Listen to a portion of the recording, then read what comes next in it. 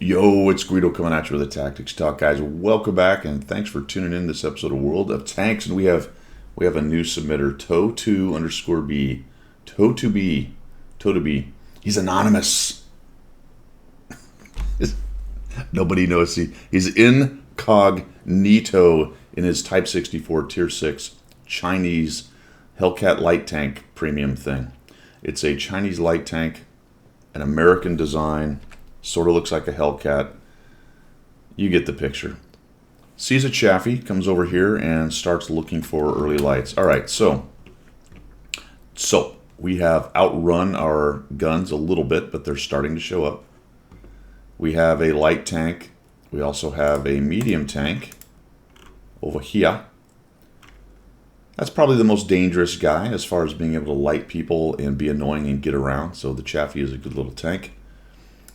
He did send me his notes on this, gave me a rundown of what he did. We're going to go ahead and watch it. And we're going to look for different areas where maybe we could have done some things a little bit better on this map and check it out. You can see that 2 other light tanks are up in the north, but a very large amount of his team went that way. In fact, he's only got 3 support tanks with maybe the Panzer, whatever that is, that's Panzer 4H possibly coming up here to help him. So on this map, on the tracks, you have to be very, very careful about not overextending.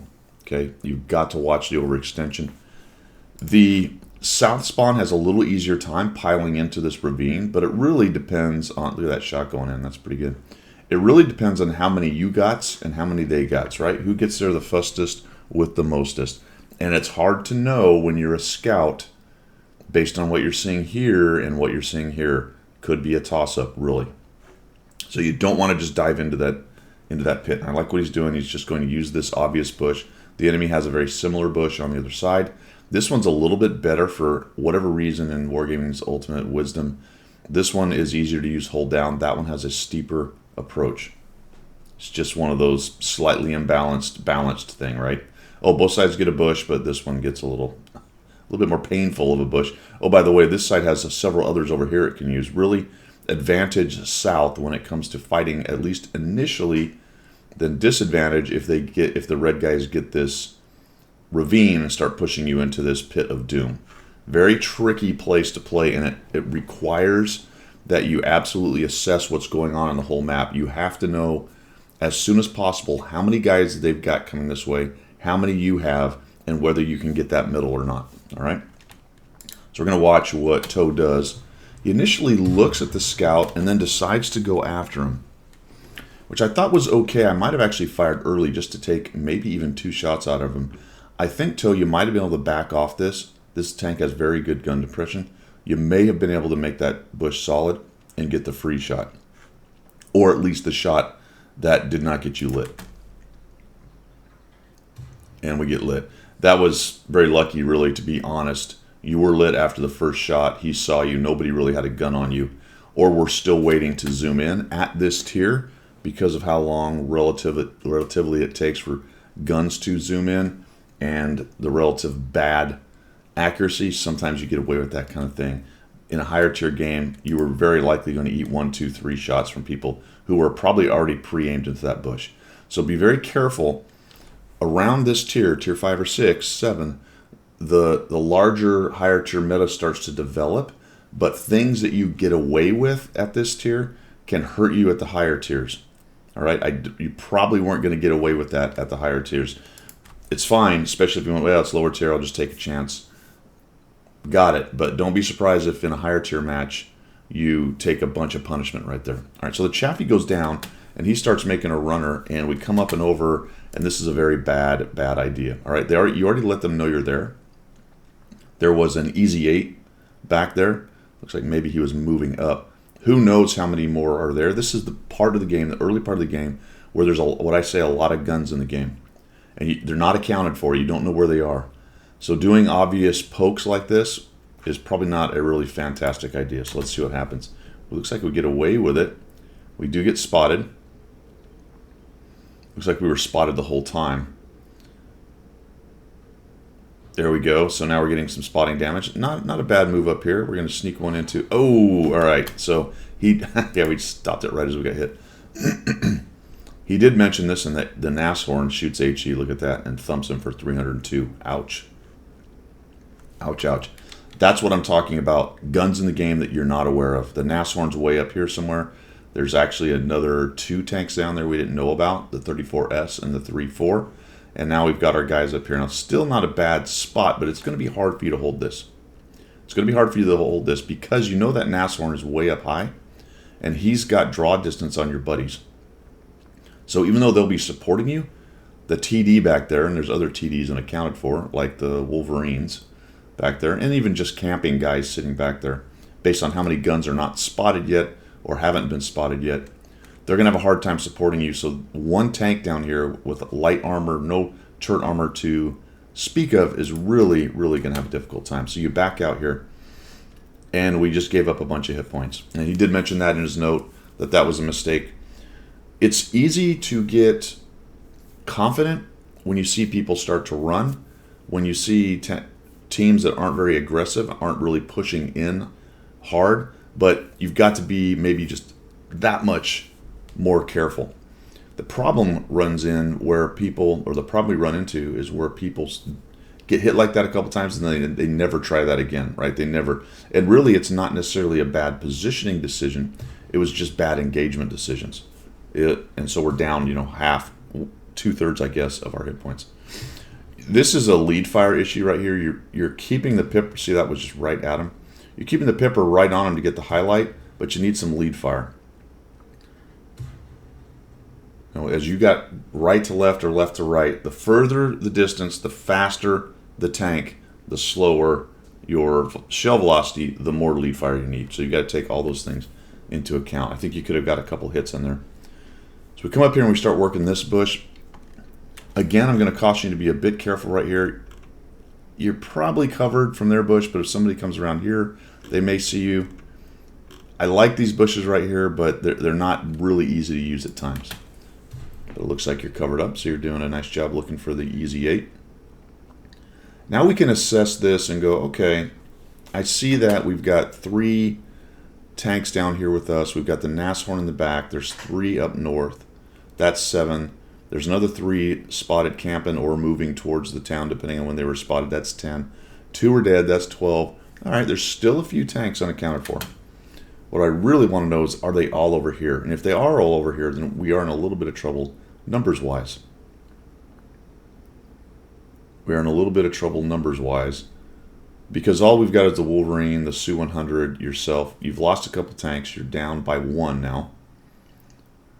And again, I like the care. All right, so this, I'm sort of surprised there's not an enemy tank. Did the Chaffee die? I think no, he did not die yet. I'm really surprised the Chaffee's not actually using this bush and spotting your guys, because that would have been a good way to get shot by the Chaffee right there.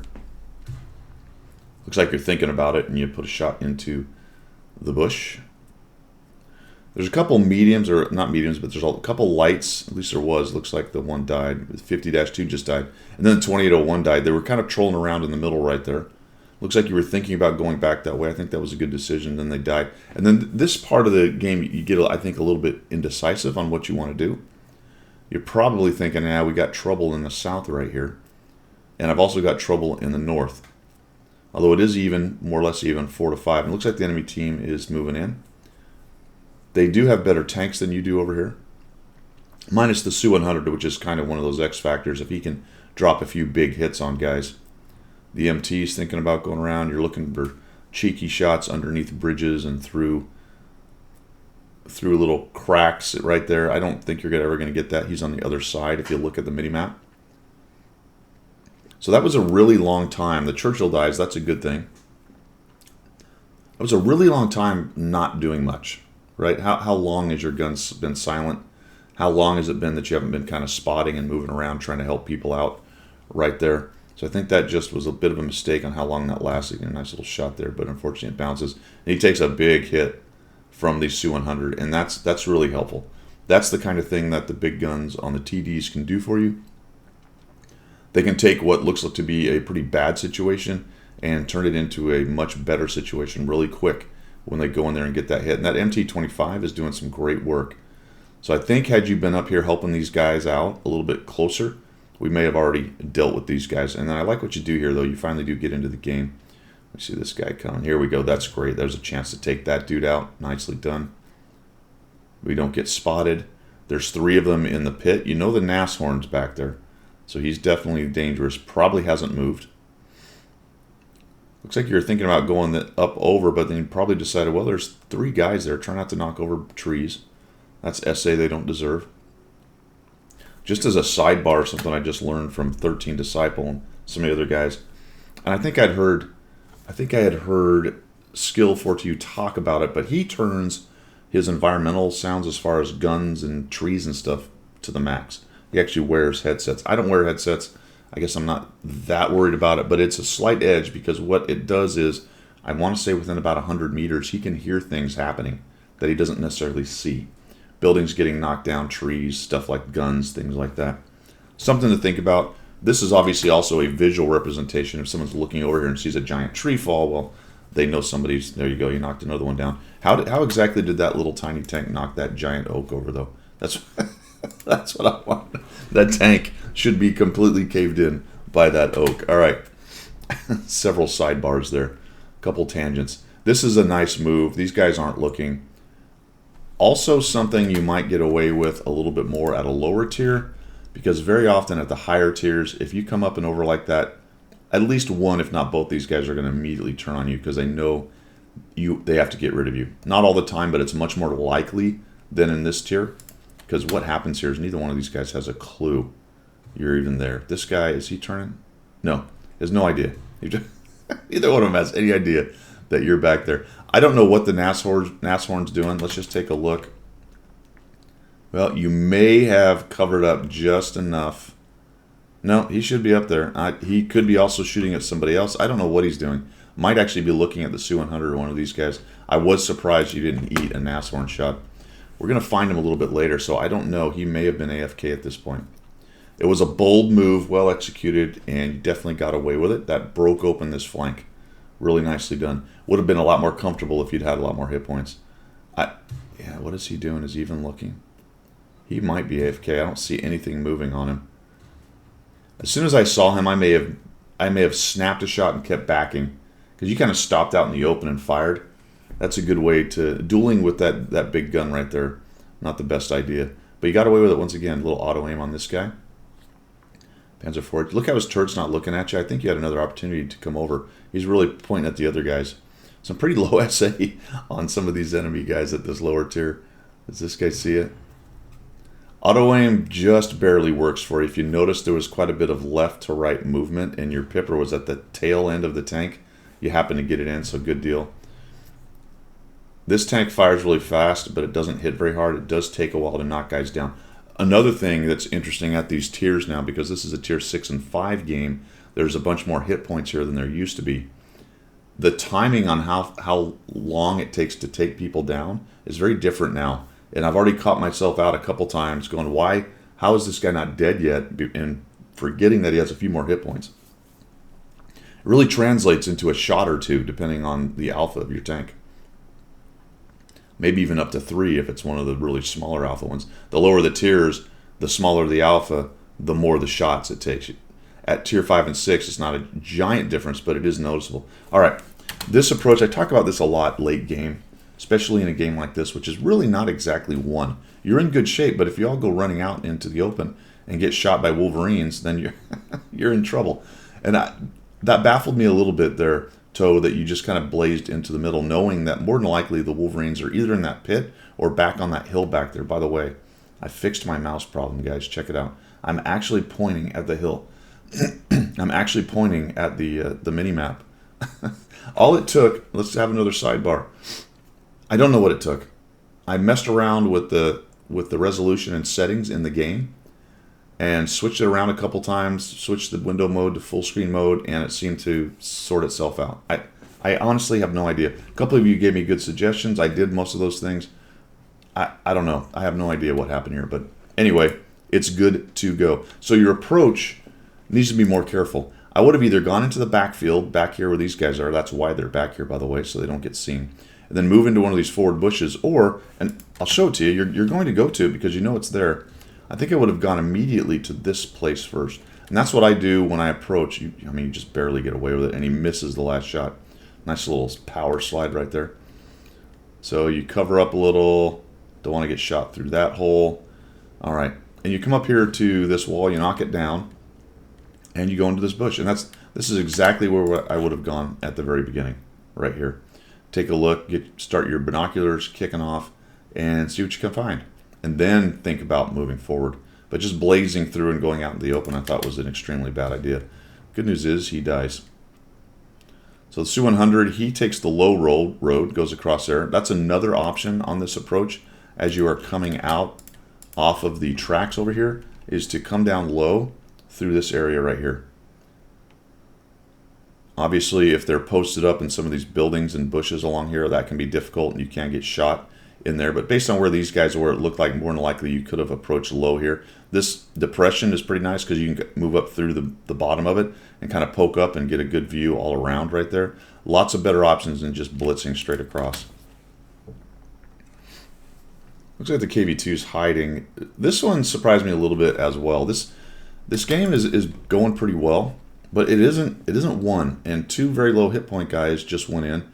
Their KV-2 just nuked your Su-100, which means he's still in the game. Interesting that he didn't get spotted, by the way. Your Owen Experimental is near dead, and now we're going to try to cap. I think I would have taken my scout up there and tried to support those two guys. Well, we've got 6 kills, 1,774 damage, 595 assists. Pretty nicely done. And the enemy team doesn't seem too interested in trying to win the game because they're not really charging across and trying to make it happen. I don't know what the Wolverine's doing. Maybe he's pinned down by the KV-2 or something. That's possible. He looks like he's posted up behind that building, so it's possible he's worried about the KV-2. Their KV-2 kills ours, but we've got 8 seconds, so we're going to end up winning. Not bad. Cap win in this case. Good to go because your team got cleaned up pretty quick back there, and that's unfortunate. I think you probably would have been able to, had you gone in there with the experimental and the other guy, take out the Wolverine, but maybe not the KV-2. Maybe not. So I think there's an argument both ways on that. I would have been more aggressive pushing towards those guys and trying to get the hit points, but I think there's a lot of people that argue putting 2 on Cap with those guys screening up there and keeping them busy was the more sure win. So nicely done, man. Thanks for sending that in. I think really good gameplay, man. There's all the elements for a good player are there. I think learning when to be a little less aggressive. The one big mistake of eating all those hit points, I think, was entirely avoidable. And we've been talking about that, I think, for the last couple weeks. Unforced errors on this channel. Things that you do where you lose hit points that you really didn't need to do. And I think that was a great example of it. Got away with a couple things, but nice, bold play in the Type 64 Chinese Tier 6. That's all I've got, guys. Thanks for tuning in, and we will see ya.